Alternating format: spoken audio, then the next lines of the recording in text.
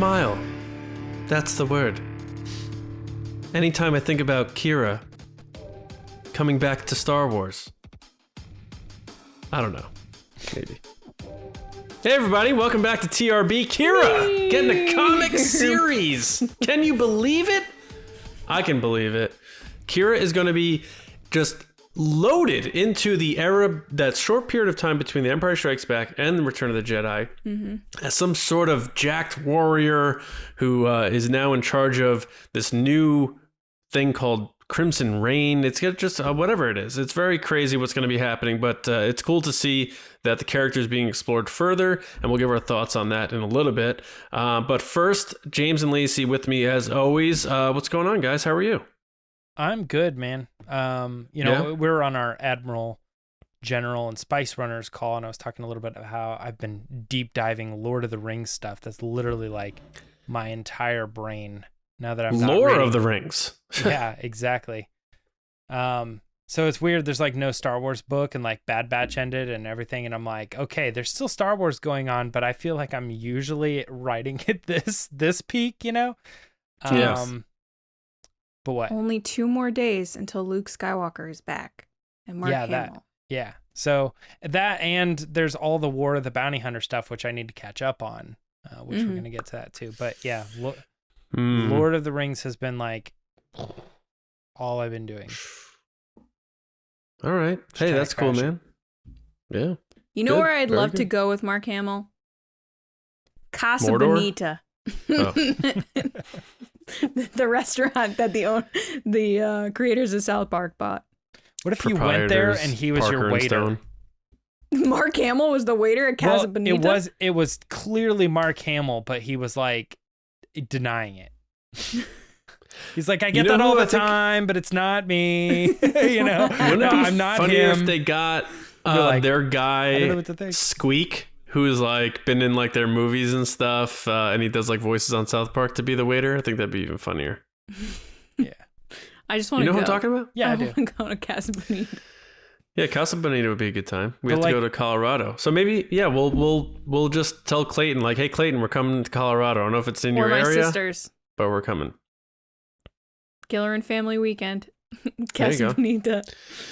All right, so before we get into the news, just real quick, because we're going to get into this a bit further on Thursday with what our main discussion is going to be, but just real quick, do you buy it or not, this rumor the hashtag show put out that John Boyega is in talks, or they might be creating a Finn sequel/prequel series that involves flashbacks, with John Boyega coming to Disney Plus.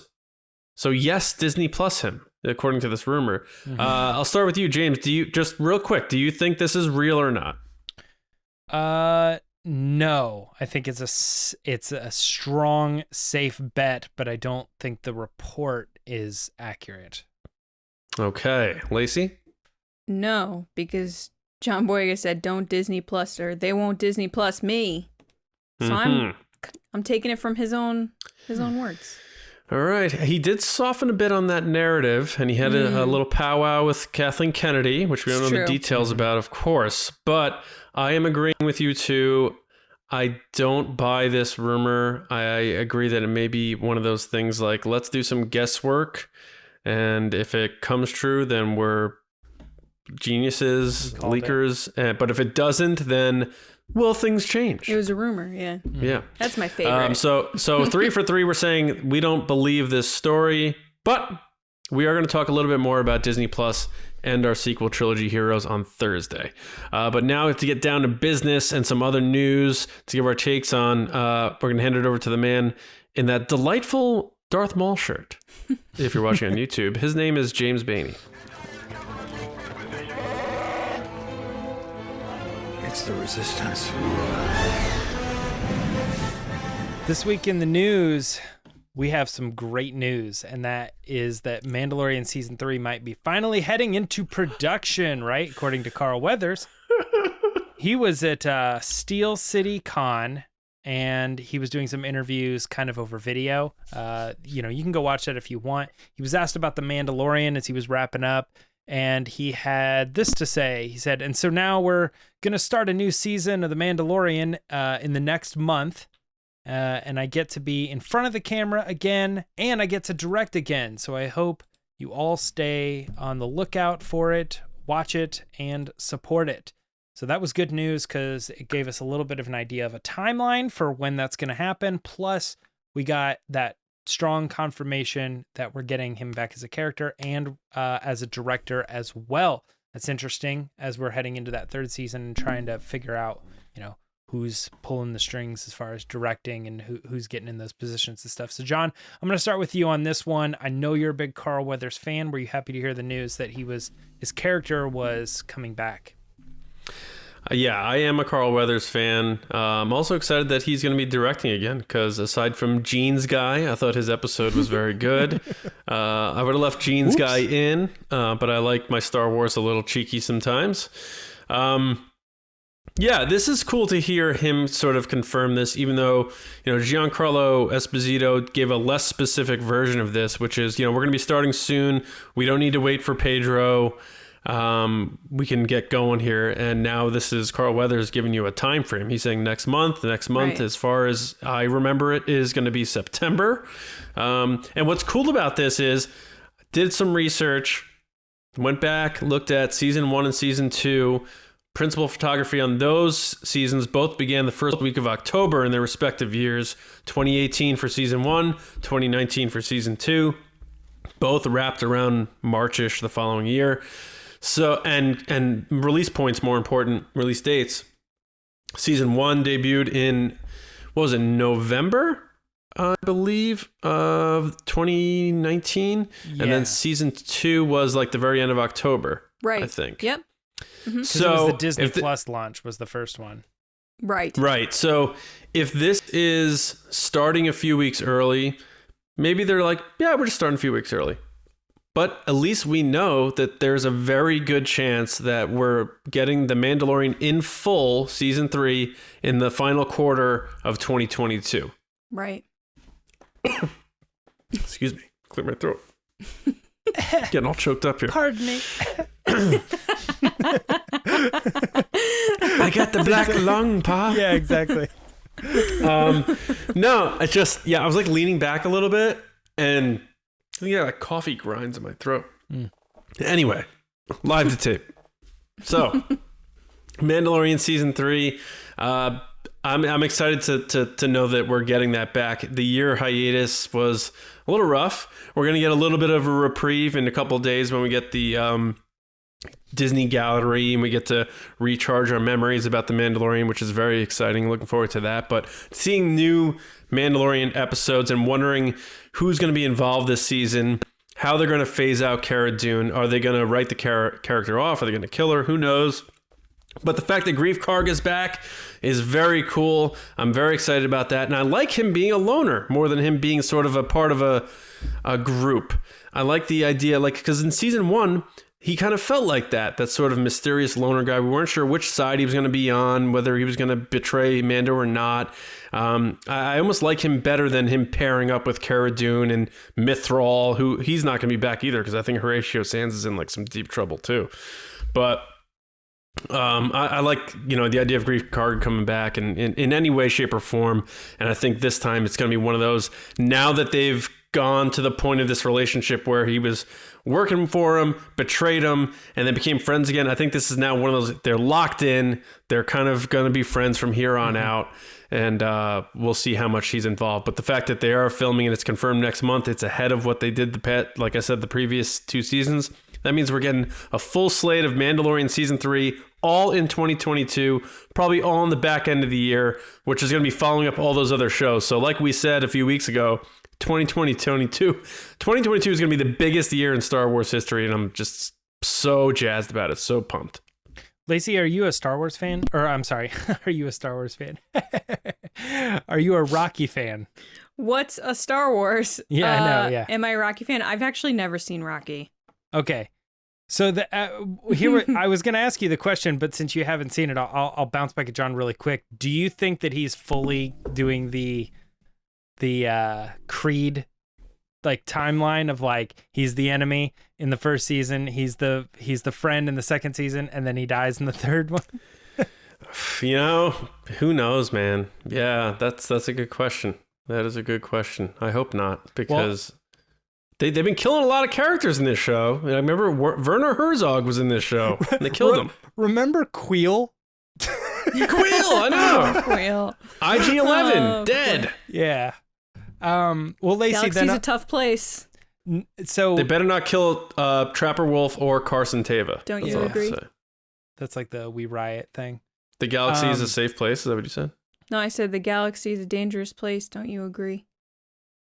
Oh, is that the line? Yeah. No, just Sort don't of. you agree? John, are you a You have Star to say Wars it in a fan? German accent, though. I don't want to offend someone. I don't really know a good German accent. I don't think Germans get offended. All right, Lacey, what's your stance on this? Do you think that you've never seen Rocky, but like my pitch there is that he becomes friends and then he would die in like the third season. Do you think they'll kill off Grief Karga? And he directs the episode? I don't know. I haven't seen Rocky, so I don't know. But I mean, that seems like a plausible storyline that happens. But like John said, like they've lost so many characters at this point. I don't know if they can afford to lose another one. They might need him to stick around just because. But I'm just excited for Mandalorian to start filming again. For the past few years, Mandalorian has really been an exciting time for Star Wars fans, for me too. I've actually been more hyped about it, I think, than the movies at times. Like, I've just been so excited because it's so much Star Wars content. I love the idea that it's all new and it's something we've never seen before. And just the love and passion and care that Jon Favreau and his team has put into this project. It's like anytime I see that this is coming back, I'm just excited. And I think that a lot of fans have joined during the sequel trilogy period, but I think even more people have joined during The Mandalorian. Like, I have people that don't even like Star Wars. They're like, oh, I watched The Mandalorian. It's so great. Mm-hmm. So it's just an exciting time to be a Star Wars fan. Like John said, next year's going to be nuts, but I miss the Mando fan show, guys. I miss talking about Mandalorian. We're going to be doing a lot next year. I know. It's going to be great. We're going to have to hire people. I don't know. They're like, hey, do you like zero money in podcasting? Come join us. I got an offer you can't refuse. Hey, just give them some of that flan stuff. You're like, here. Yeah, exactly. As far as his character dying, I love how James has gone back to this again. He's asked each one of them. He's like, So James must think he's dying. I do. I kind of think James that like, makes hey, sense. John, have you seen Predator where Carl Weathers dies? Do you think he's going to die in The Well, Mandalorian? the thing is like, I thought of it right before you were about to move. We were going to go to Lacey. And then I was like, okay. So then I let you guys both answered it. And I started thinking about it through through that. And I was like, man, that seems really likely to me that could be the case. And would I be okay with it? I think one of you mentioned that they're running out of characters. And I'm like, but I feel like we've almost moved into an era where I'd be okay with the characters, that we have right now, as far as like Cobb Vanth can return, and Boba Fett and I feel okay with where we're at with him continuing to meet new characters and they play their roles for like a little bit in season 2 and then or like in season 2 and then a little bit in season 3, but the characters we meet in season 3 play a little bit into season 4. And I feel like the Carl Weathers, his character is okay being on that planet. And I was kind of a little bummed in season 2 that they went back to a lot of those same planets and stuff. I'm like, can we move out of like this section of the galaxy a little bit?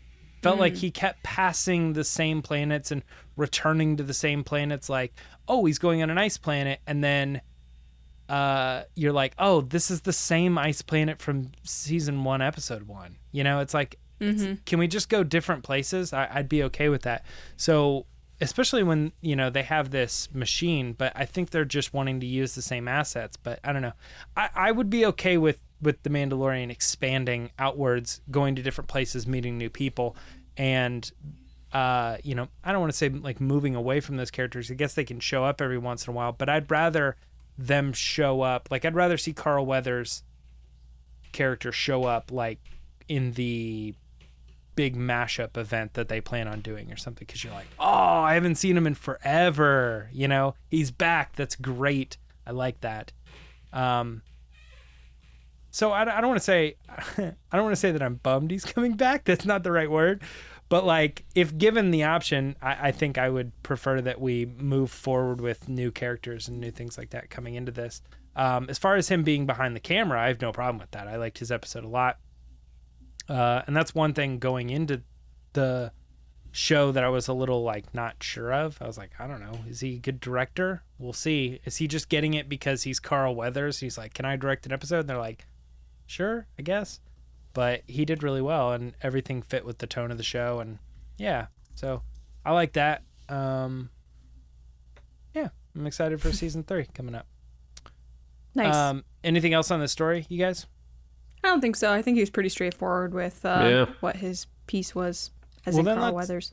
Let's talk about Visions. Star Wars Visions released their official trailer. Now, we got like a glimpse, a first look a while back, which felt like a trailer. It was really more of a introduction to what they're getting ready to do.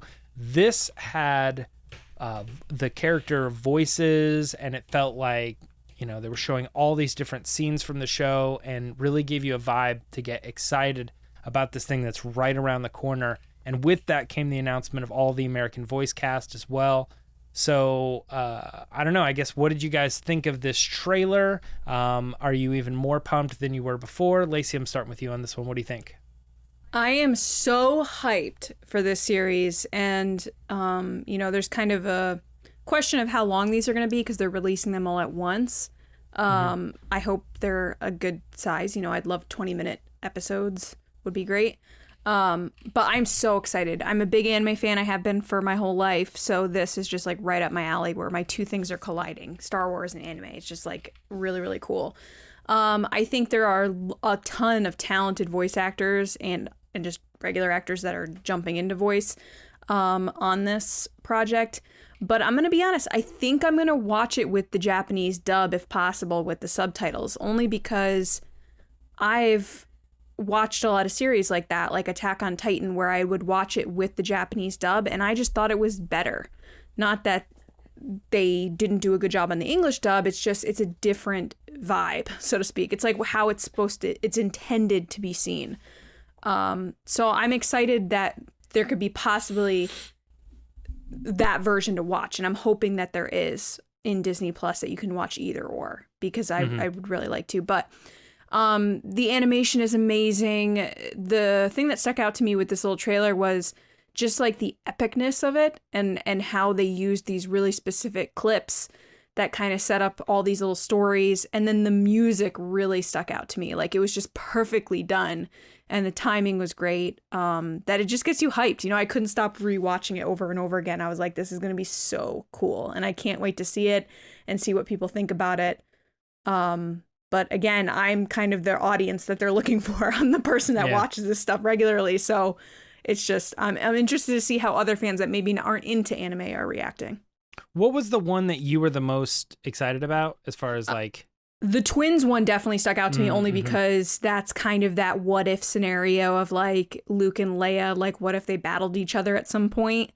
I think that's where my automatic Star Wars like brain is going to, but there were so many cool ones to look into that I don't know the actual names of them, but just like the imagery of like seeing Boba Fett flying and seeing like a part rabbit person and like all that stuff that you expect in cool anime.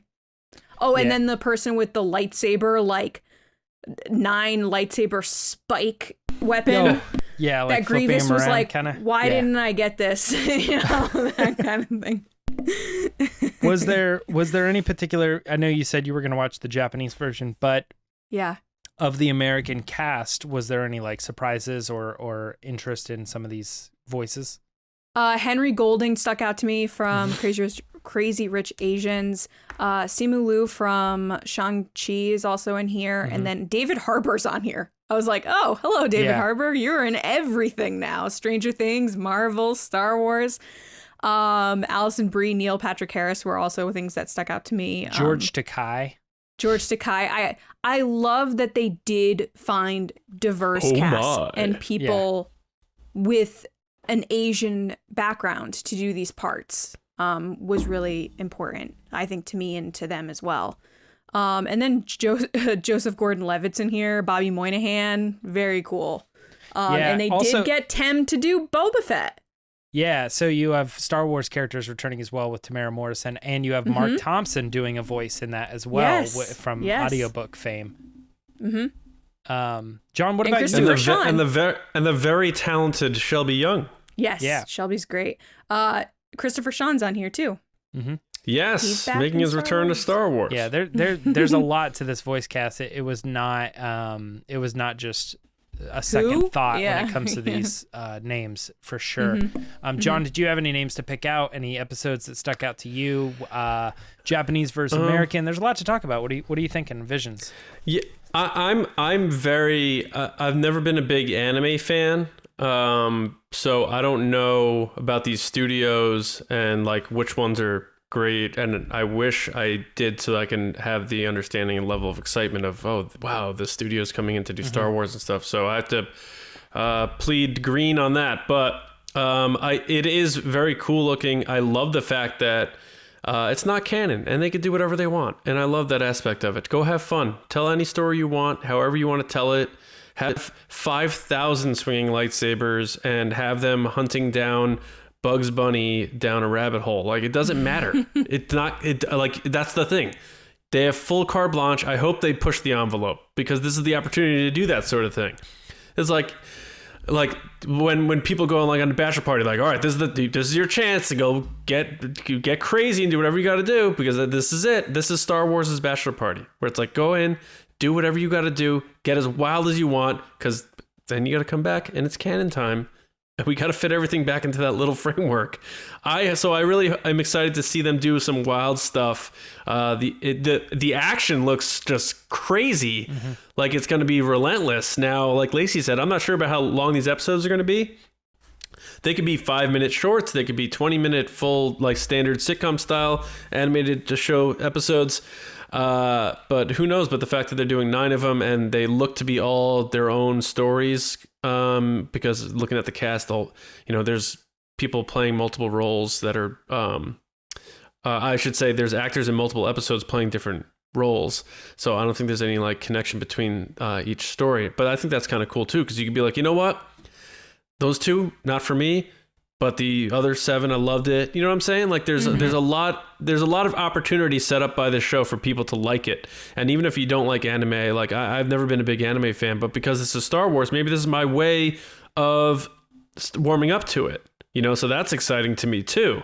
In terms of that, the names and stuff, like you guys definitely picked out a lot of the ones I like. I love that George Takei is doing it because, not so much that I'm a Star Trek fan, but I actually loved his sort of like career resurgence when he came on Howard Stern and like became his like host, and like he developed this new pop culture personality via doing that later in his life here.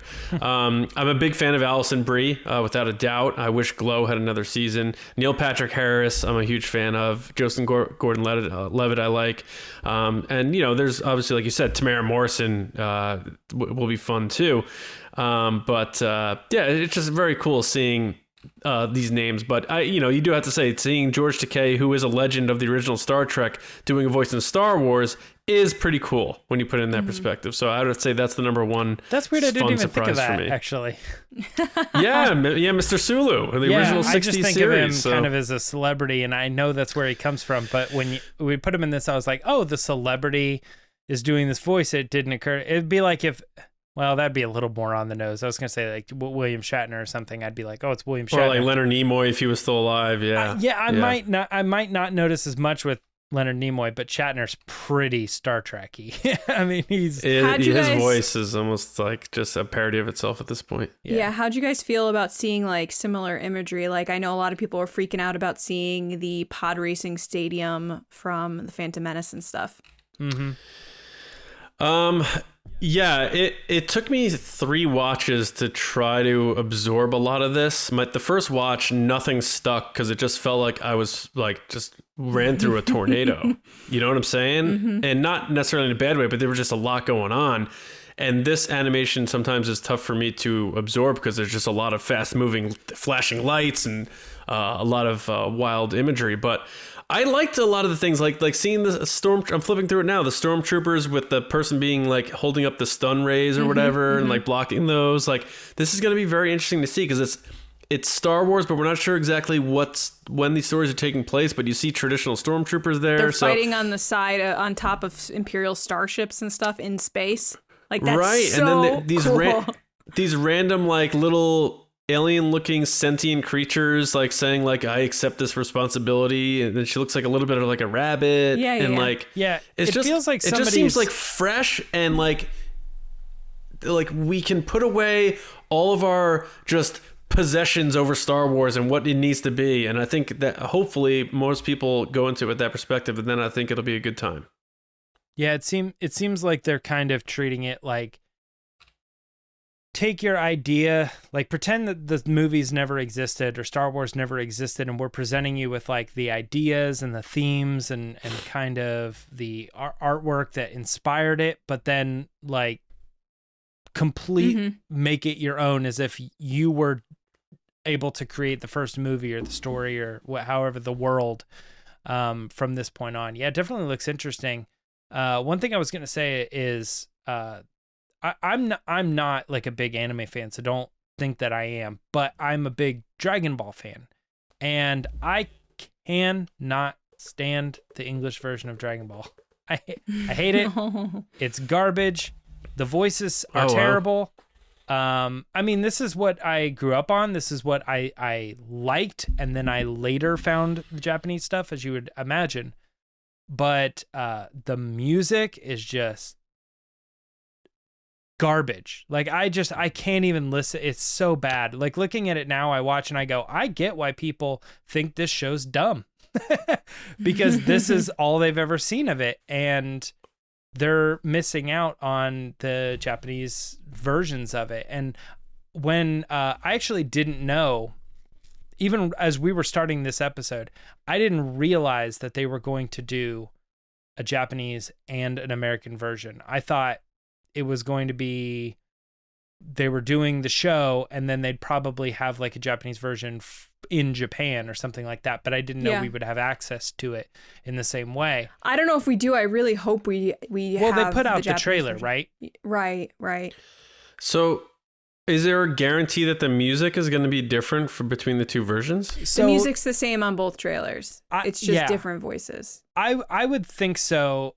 Like, in my example of the Dragon Ball thing, they did change all the music, and I think that is pretty common for anime too. I think they're starting to get more. I think they more do that now, where they keep the original music of shows. But in the 90s, they changed a lot of stuff, like Sailor Moon stuff. They changed everything. All that stuff had different music as well. I think, and part of it was they were just like, hey, we're bringing it over to American audience, and kids in America don't like this music, or they won't like, I mean, the voices are kind of different, but the way they stylize their voices now. Yeah, like they would be like, oh, this is a cartoon. Kids like cartoons. So all of our characters in this anime have to be like, hey, I'm Goku. And I'm like, what is this? It's so bad. They're like trying to mimic like Warner Brothers cartoons or something, Looney Which is not what a lot of these moments are in anime. Are very serious and emotional, and like they don't call for that. Yeah, I think if there was like a time machine, they would go back and they would do Dragon Ball different, and probably a lot of those like 90s anime shows. But this, I mean, it kind of gives me a little bit of hope. But when I saw the American dub version of this trailer, it flashed back. I was like, these voices are fine and they're cool and I like them and I'm excited, but I can't imagine they're going to be, I would prefer this version over the Japanese subtitled version, because that's just, like I think Lacey said it perfectly. Yeah. That's the way it was supposed to be, Mm-hmm. That's what it was meant for. But I hope they release an art book of this. I can tell you that much. I really want to see the process of how they made these shows with the art. Yeah, you must have to figure that's a lock. I hope so. I would love to see it. Because then they're doing that novelization thing, Ronin or something, right? Yeah. Which is one of the episodes, I think, right? Mm-hmm. Well, Or based on one of the it's episodes. within the world of the Ninth Jedi, I believe. Got it. I think. Who's Yeah. the character Ronan is with the duel. The duel? Okay, yeah. Yeah. Oh yeah. You're right. Regardless, Who's it's going to be super cool, and I really hope that they do more of this. Like, I would love that if this does really well, which I think it will, that they'll do another season of it. That would be awesome. It reminds me of this stuff too. Yeah. The stuff from Bluefin, like the anime samurai. Yeah. Re-look aesthetic. It's weird sometimes because you can look at it and you could say, whoa, what world is that? Like if Star Wars was reskinned to this world, you know? Right. Which And is it's ultimately so cool. what Star Wars was based on. That's the crazy thing, is I know there's been some comments online about like, oh, well, this is so far from Star Wars. And it's like, it really isn't, though. If you And think by about the where way, it's from. like, I know this is not canon and stuff, but like I was just looking at Brian T, who's voicing Ronan in the American version. He and I looked at the cover. He's a Japanese. He was born in Japan, Japanese actor. Awesome. And I looked at the cover of the Ronin book, and like he kind of looks like he could like play this guy if he grew a beard. Ooh. Oh, that's cool. So I'm not saying they're gonna do it, but maybe they're doing that thing that we kind of talked about, where they're like we're getting someone to do the voice, so that if they ever wanted to do it, they could do it, and maybe like they'll take parts of this and like bring that character to Ken or something like that. That's just speculation, but I just thought that was kind of interesting. And you know, he treating this piece of non-canon media as if it was expanded universe, and it's like we can pull or from something like this that. and make these characters we can bring them into the canon, but these stories as they are not canon. You know, whatever is like a fan favorite pick or something, they could step forward from right. And you know, he's done some action stuff, like he was in the Wolverine, and you know, he's been in Jurassic World, and he played Shredder. Yeah, he played Shredder in Ninja Turtles 2016. So I'm just saying, it's maybe they're keeping that window open. That's all. That'd be interesting if the book sells well. Vision for the future. Look at her, folks. Look at that. Shoot She's right on. She's right on point. We finally rubbed off. You know on what, her, Lacey? Sean. Lacey, if I may, from something our audience won't get, you're dialed in. So, might as well explain that now. I use words wrong all the time because I'm dumb, and so I said that something was dialed in, and what I meant to say was that they phoned it in, which weirdly they both are very similar, and it's the same thing. Yeah, but it's not. But I'm gonna phone in that order, or I'm gonna dial into that restaurant to order something. But when you use it as someone phoned this in, or someone dialed this in, right? And then there's also they mailed it in, which is mailed it in. Yeah.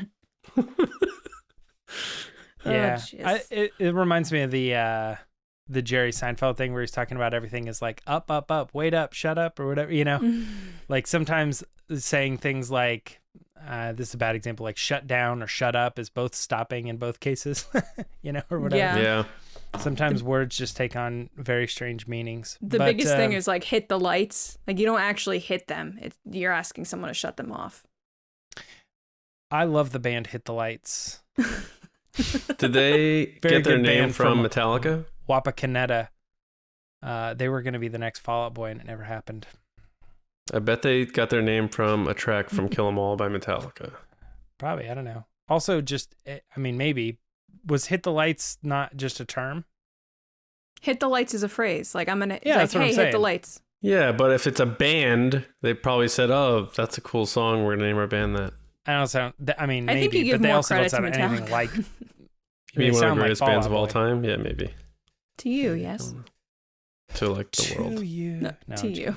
All right, guys, we got Visions coming up. Yes, absolutely. And we're all excited. One more thing we wanted to talk about, though, is the comic world right now. And John alluded to it at the very beginning that we're getting Crimson Reign, which is a second chapter, if you will, to the War of the Bounty Hunters series, also written by Kevin Scott. He's looking at it kind of like a trilogy. Charles Soule. I'm sorry. Yeah, Charles Soule.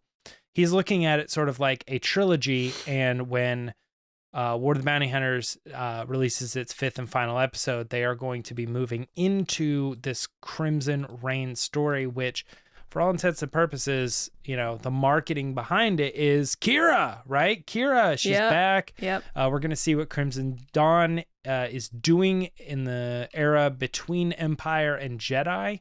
Not Last Jedi, Return of the Jedi.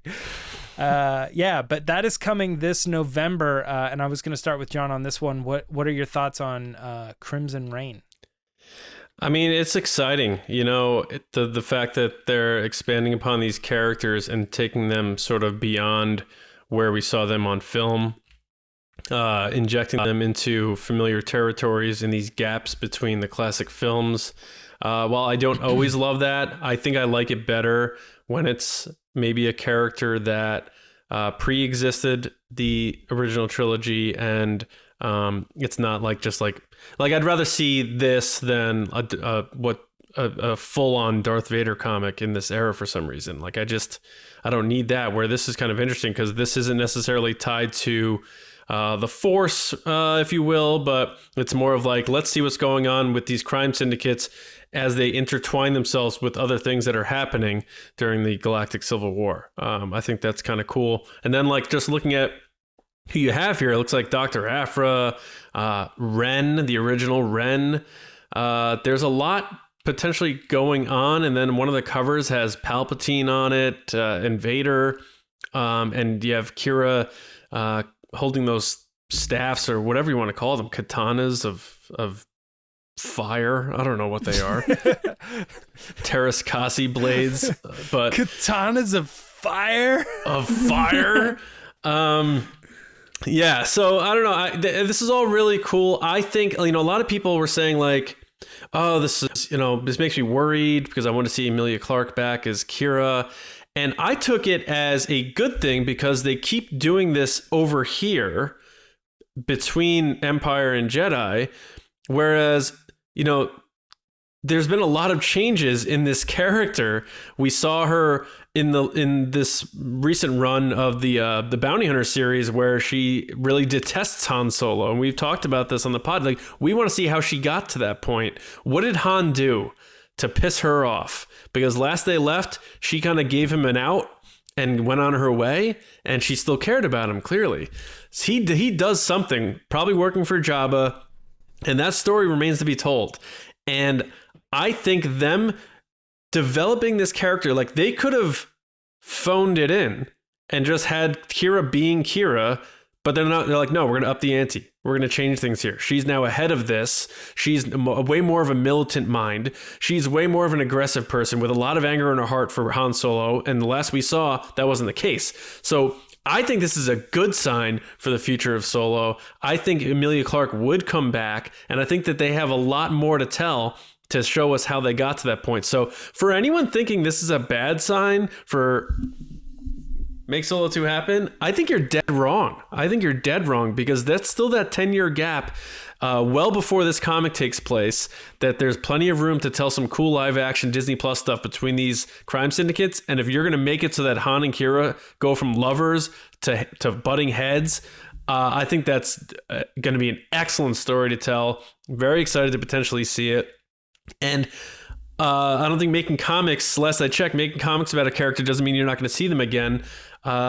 This literal comic series now is a Boba Fett story, and we're getting a show about Boba Fett in 3 months. Also, they were doing comics about Boba Fett before he came back to be in Mandalorian. And Vader comics, and he somehow showed up in Rogue One, and they made 3 prequel movies about him. So that narrative just doesn't make sense to me. To me, and you know, I am a hopeful person. I'm an optimist when it comes to this stuff.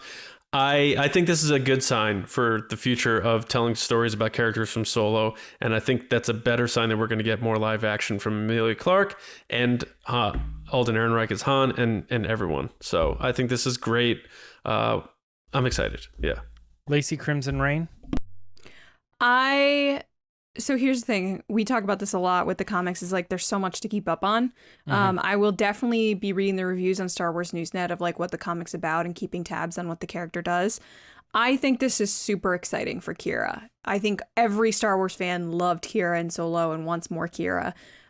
So like John said, there's so much to tell with this character, not just in this period, but in the Solo period as well. But the fact that they're exploring this different time period where she's a completely different person than the person we meet, there's a lot of blanks to fill in. And I think that they can have this run of this comic without ever filling that blank in, which, like John said, leaves it open to Solo too. So I think people need to get that out of their head, that it means that it can't happen, because that's not true. She looks jacked on the cover. Like, homegirl's been lifting weights, and I love it. And I just love how boss she is, and her outfit's great, and she's not willing to take crap from anybody, and I love that, because we saw a glimpse of that in Solo, that she was ready to stand up, especially at the end of the movie. So the fact that we're getting that character now that's like taken over everything, and it's like her time to shine, you're like, oh my gosh, what damage is she gonna cause? And I can't wait to see what happens. What can I say that you guys haven't said already? There's a lot to it. I agree with John on the make Solo 2 happen stuff. I agree with Lacey on where she's going to be as far as Crimson Dawn and all this. I'm looking at the cover, and I'm just trying to pinpoint some of these characters now. They're all piecing together. I know that we have a character that was from the mobile game that has made their way, the Uprising game, that has made their way into the Bounty Hunters show. And one thing I noticed too that is not being said is those are all TIE defenders behind Vader there, which is really interesting considering that was Thrawn's answer to the Death Star. That was his attempt, and they ended up being like, we're going to go with the Stardust project that Krennic did instead of... They look like TIE daggers, too, from Rise of Skywalker. With the pointy fronts. Yeah. I mean, I could be wrong, but I think they're the TIE defenders. But no, I'm sure you're right. I'm just saying they look similar to the TIE daggers. Look similar too. Yeah. The whole project, though... I'm not sure about that. Alexa doesn't know what's going on. But they... Sorry, I don't have any... Alexa, is it a TIE defender? Yeah, I know. They were abandoned because of the rebels being able to stop that process, and they never moved forward. So why there's like 5 TIE defenders not front and center, literally in the back, but very clear in this photo, makes me wonder what they're being used for. I wonder if they are like they were tossed aside, no one's using them, so they were picked up or stolen by bounty hunters or something, or Crimson Dawn. They were sold to Crimson Dawn and they've been using them, something along those lines. I don't know. It's kind of interesting because this is long after Thrawn is gone, you know? So I imagine that some type of reference to Thrawn is going to be made in this, as they clearly are using. I mean, I guess they don't have to do it by name, but they would have to say, we fly in TIE defenders, or they're very clearly there when you're reading the episode or when you're reading the issues. They do look like TIE defenders. That's a good point. Yeah, I think they are. I'm sure you're right. It reminds me of we called them the Dorito TIE fighters. They have that like really triangle. Oh, are you talking in Rise of Skywalker? What? Oh, you are talking, Rise of Skywalker. For a second, I thought you were also talking about the ones in Rogue One that like have the kind of the shield. No, the ones in Rise of Skywalker, which would be interesting because if Dorito Palpatine fighters. is tied to that. Yeah. Oh, maybe. No. James, who's this person who looks like a female shredder with non-fire katanas? That is the person that I was trying to look up their name, but it is the character from Uprising. I want to say it's as dumb as like Whiplash or something. I can't remember what the character's name is. Also a Metallica song, by the way. Whiplash. Geez. Let's see here. I can't get away. I don't know. I can't find it right now off the top, but that character was from the mobile game that got unfortunately like canceled. So it's like a piece of canon that you can't play anymore. It just doesn't exist. You can't partake in it anymore. The story, I think you can look on Wikipedia or something and try to get like the plot of it, but you can't experience it anymore. You know what I also find kind of strange? And maybe it was just some of the imagery or some of the frames from the Bounty Hunter series is that Qi'ra really looked a lot like Emilia Clarke in the Bounty Hunter run, whereas on these images they look like they changed how she looks a little bit, like just facially. I'm saying the cover looks like her. I think the artist, like the top cover with just her, Vader and Palpatine, looks like her. Yeah. But then I don't think the other one does. I think it's more of a artistic. Yeah, the covers of the issues have always been really loose with canon. You know, it's like that. What you're looking at didn't happen in the story you're even about to read as you flip over in the issue. They're usually these more like stylistic ideas of what you're getting. They're like clickbait covers. But they're just like cool pictures that kind of give you the feel of what you're getting ready to look at. Right. So I'm telling you, man. So I really hope they do it in live action, and Han's gonna trick Qi'ra somehow and really screw her over, and it's gonna be something big. And it's they're doing the really Lando thing, which is after what you pulled. And then now they know that every time he interacts with Lando, they have to make it has to be like that thing. That is the last thing he did before he's seen him in Empire. So now they're doing the same thing with Qi'ra. If we get a Solo 2 and it ends that way, it's likely that's the last that you get of those characters, you know? Right. Interacting until that point in the story. Yeah. It just seems like we say this all the time. Just this sets it up again. It just seems like everything is pointing in the direction of them doing it, or that it makes sense for them to do it in a live action series or something. Maybe they're just waiting for the right time. I really don't know. Yeah. But the fact that there's people like rooting against it, I find strange. Who doesn't want to see that? Like that's. But I'd teach their own, I guess, you know? Yeah. But it's always one of those things, like, it's not that I don't want to see it because more Star Wars, the better, but I would rather see something else is usually the argument of, like, I hope they don't. Why not both? Yeah, well, yeah. Money. Marvel's like, oh, you don't want to see that, but you want to see this? We're going to do everything. Yeah, we're going to do them both, yeah. A couple things we also wanted to mention before we move out of Resistance Report is that Obi-Wan Kenobi, the actor Rupert Friend, has officially finished his filming on the show.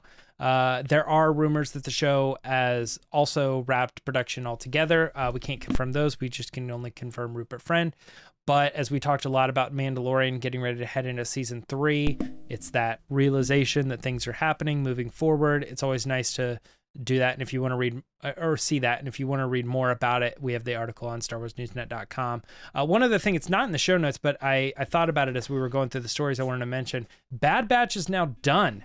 So the show is done. If you guys want to go and check out my final reaction episode to that last thing, you can actually watch me struggle through processing as I'm like, I start the episode like, I don't know that I liked that. And then as I talk my way through it with literally myself, but knowing that you guys are listening to me, I come to the conclusion Allow myself to introduce myself. Yes, exactly. I come to the conclusion that it actually wasn't that bad. And there were, just a few things that probably should have changed, and I wanted to mention those really quick, which is that finale should have been part 1 and part 2 should have never happened. It should have been one release, and that would have meant that everybody's big reaction that they had to episode 15 would have been the reaction that they had to the whole finale, and they would have been like, that was crazy, that was shocking, but the fact that happened the week before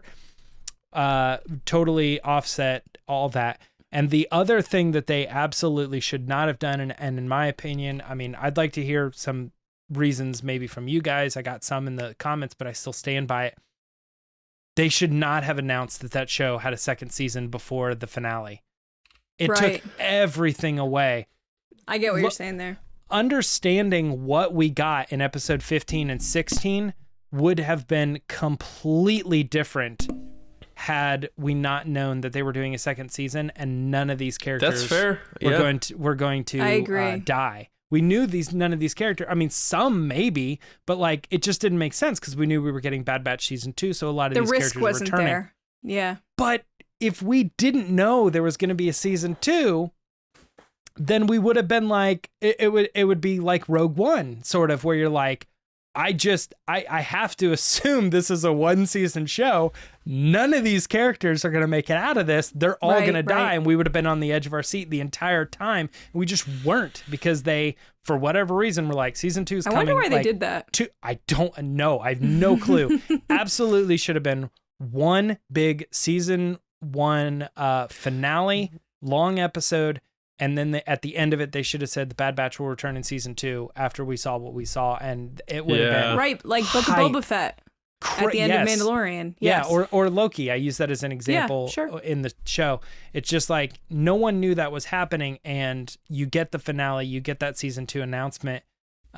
It just would have changed everything. So it's not that it's not good. It is good, and the art and concept still stands on its own. But if you want to see me walk through it a little bit more, go check out those last couple episodes of the Bad Batch reaction show. It has to be Lucasfilm, because you can't say, oh, Disney, because I feel like Marvel always, when we're doing more and more comparisons as both of these franchises are doing a lot of Disney Plus stuff together. Right. Not together, but running parallel. Mm-hmm.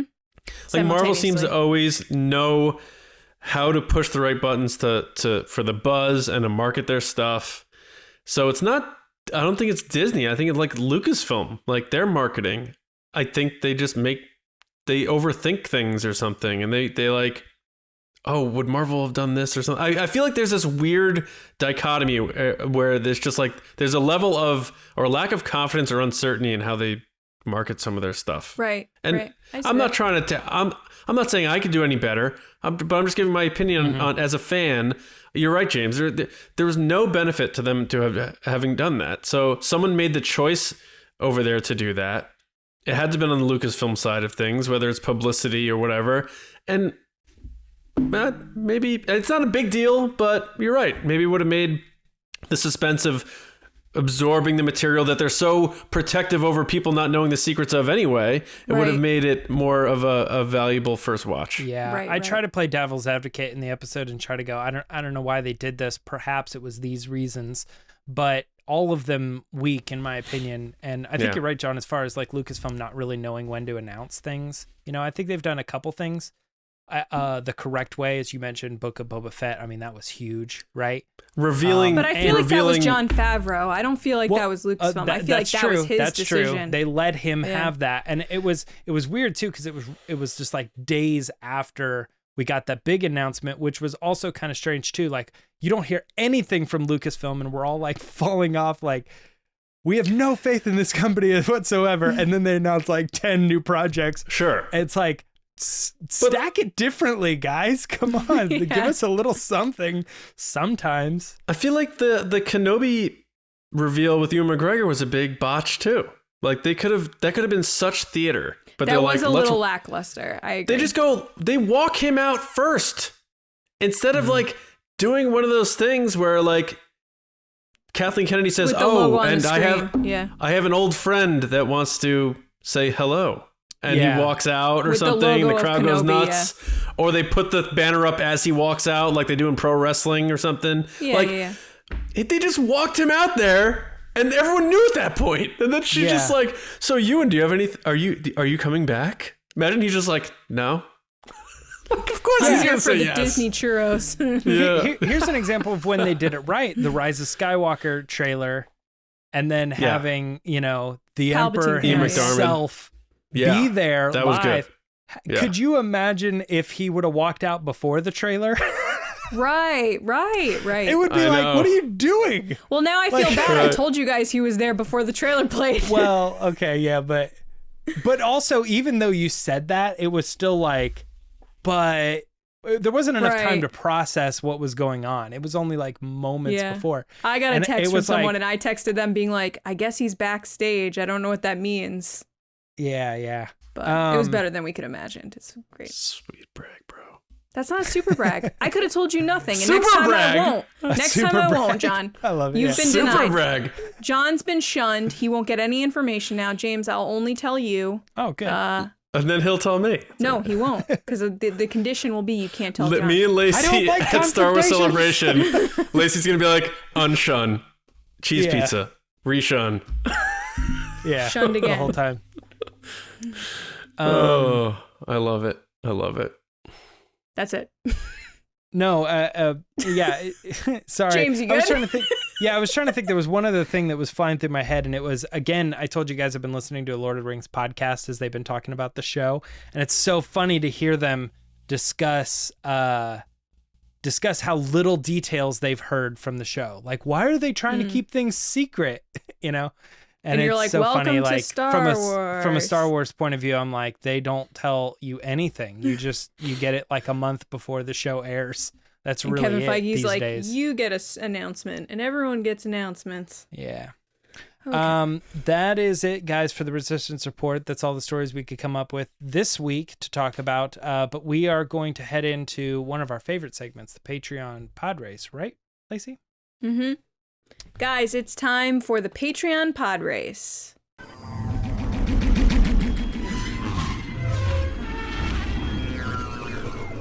So there are lots of ways you can support us. You can like this video, comment, subscribe, follow us on Twitter at RBATSWNN, on Instagram at The Resistance Broadcast. But if you want more, including exclusive mini episodes, polls, Discord access, merch, and more, you can head over to patreon.com/resistance broadcast, starting at $2 a month, which is like, you know, what can you get for $2 nowadays? You can get us for $2, kind of. All of this right here, baby. $2. You can't even get a chicken sandwich for $2. You know what I mean? No, I think you can get like a taco at Taco Bell, but for $2, you can support what we're doing here, and loving Star Wars and being a part of the community, which is great.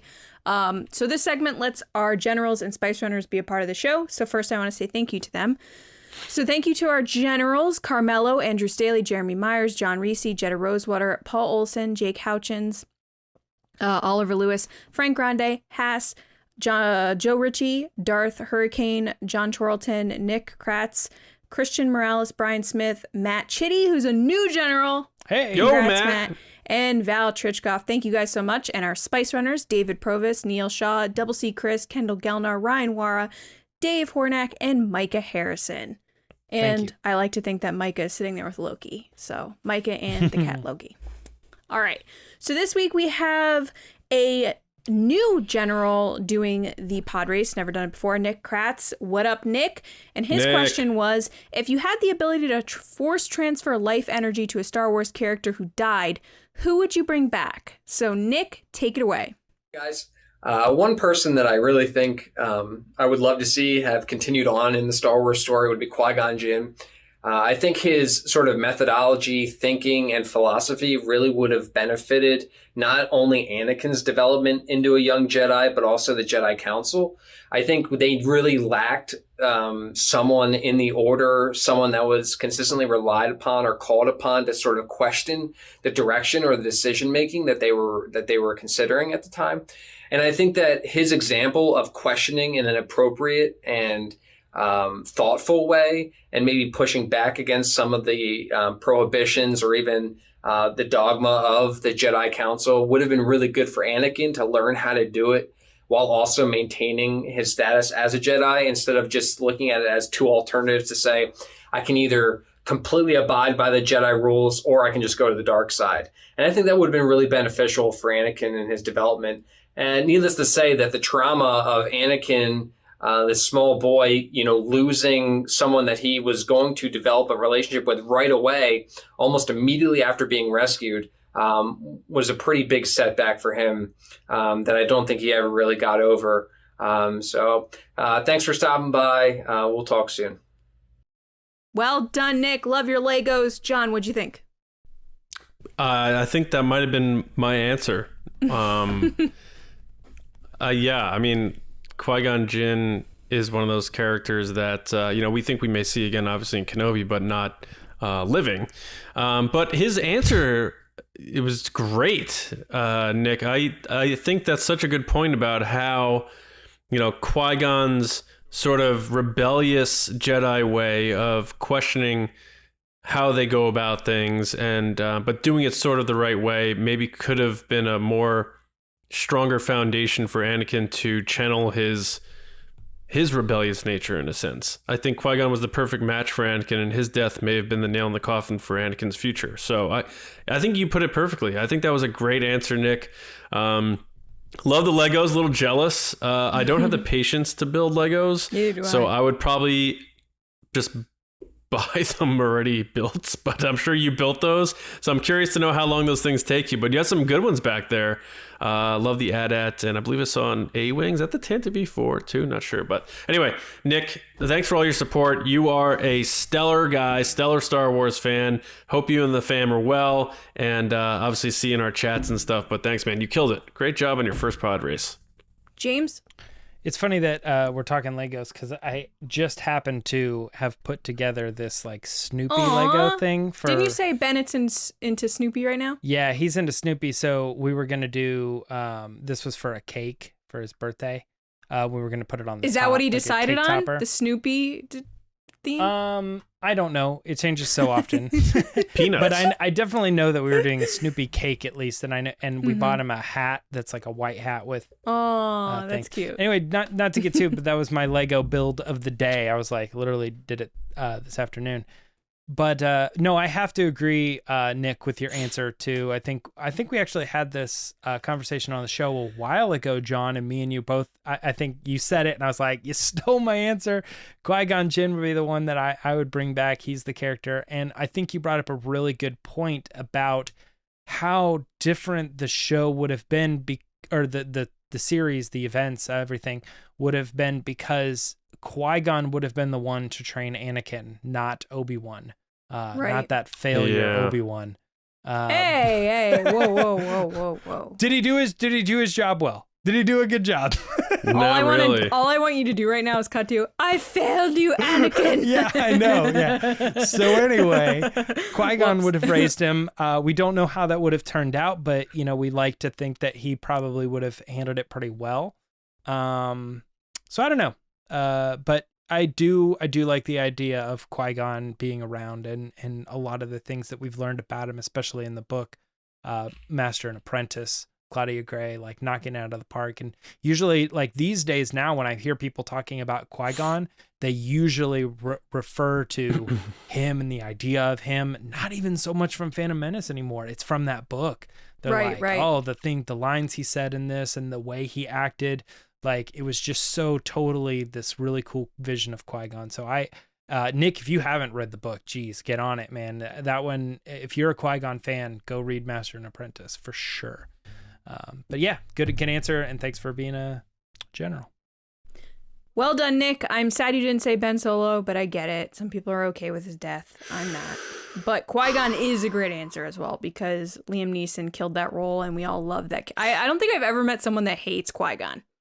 Have you guys ever met someone that's like, I don't like Qui-Gon?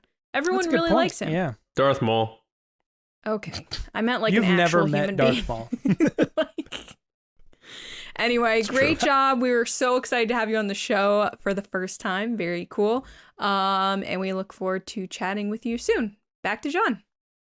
All right. Yeah, we really don't have much time here, so I don't know if there's anything else you guys want to bring up that we haven't yet that you saw kind of floating around out there. Besides that, I think that's more of a 2019 sort of conversation. No, I'm really good. I'm good. I went to the Disney store and saw a bunch of shirts that said "The Child," and I was like, "That's outdated." Yeah, that's. They're still doing that? Yeah. I mean, it was at the outlet, merch, so maybe not, but it really did feel. I was like, who's gonna buy a shirt that says "The Child" today? One thing Right. I wanted to bring up that I forgot to bring up before was in thinking about them filming The Mandalorian and like the whole thing about, we don't have to wait for Pedro Pascal and stuff, so he may be in the helmet more. Like, maybe that's a sign that Grogu isn't going to be around for a good chunk of season 3, and he's going to kind of go back to his ways, and that's his way of coping with losing the kid. He's going to be kind of more of a chip on his shoulder guy and going back to business sort of thing. Going back to like Kylo Ren with the mask on type thing, like doing what he knows best. Han and Leia. I mean, if we want to make everything about Kylo Ren at the end of this episode, we can. Too. They both said that they went back to what they know best. Yeah. Right, it's human nature. You default on what you know. Yeah, I mean, I think so. I mean, that'd be a good explanation for it. I don't think they're rewriting it because of Pedro Pascal, but I think it just happened to work out that way. If he was available, he probably would have done a lot of the scenes. So I don't know. It's just my little speculation on that. I think Grogu may be a later in the season thing. I hope we see him. I think it's a guarantee we will. I just don't think they're gonna. I think they're gonna build it. Sure. When you say Grogu, do you mean the child? Do you mean Baby Yoda? Exactly. Do you mean the asset? What was the other one they called it? The Being or something? There was like another thing. Yeah. Yeah. That's what they called it in the interviews leading, like right after they released it. Yeah. And then they're like, all right, we'll call it the child. And then did like, they ever we'll call it the bounty? No. I think maybe might just have, in the show, maybe. Yeah. But just anyway, that has so many the blank names. Yeah, true. Lacey Gilleran. We're not sure if there's going to be a time jump in Mandalorian 2. It's another thing to think about. True. But we are going to time jump our way to the end of the show. So we want to thank everybody for listening and watching, being a part of TRB. Like Lacey said, subscribe to your preferred platform, whether it's YouTube or your audio. I'm a Spotify fan myself, as you all know by now. StarWarsNewsNet.com. All the news stories we went over today, that's where you can get it. Every morning, especially as things heat up in Star Wars news. We're going to have some very cool stories coming up on Star Wars Newsnet soon. So head there every morning for all of your Star Wars news. You can find me on Twitter at Johnny Hoey. Hoping they make Solo 2 happen, as always. Screw the haters. And on StarWarsNewsNet.com, doing some writing and editing and my movie podcast, Just Like the Movies, where we're going to be doing tomorrow Ocean's 11, the new one. Well, the 20-year-old one now. But anyway. The new one? It's not new anymore. Maybe they remake it again. Who knows? Yeah. They're like, let's get the kids from Stranger Things to just rob a casino now. I feel like they just put those kids in everything. James.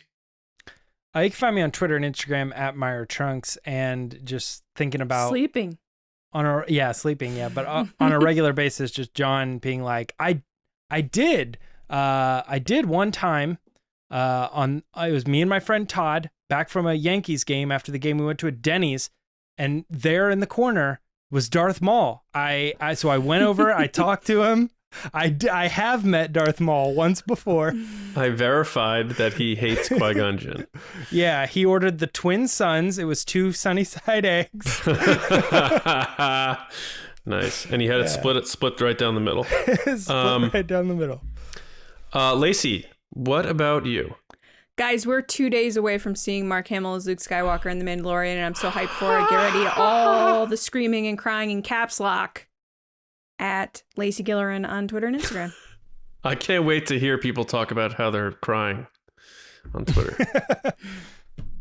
Lacey may actually cry. There's going to be a lot of people just saying they're crying and screaming when they're just like... Yeah. But anyway, Thursday, we're going to have a cool discussion, hopefully. Hopefully we do a good job. But we're going to talk about the idea of the future of Rey, Finn, and Poe being on Disney Plus, at least their next adventure, to maybe kickstart the next movies. Who knows? So we're going to dive into that based on everything that's been going around on Disney Plus with Marvel and Star Wars. So we'll see how that discussion goes. But we hope you enjoy your week, and we'll see you Thursday morning right here on the Resistance broadcast. We'll see you around, kids.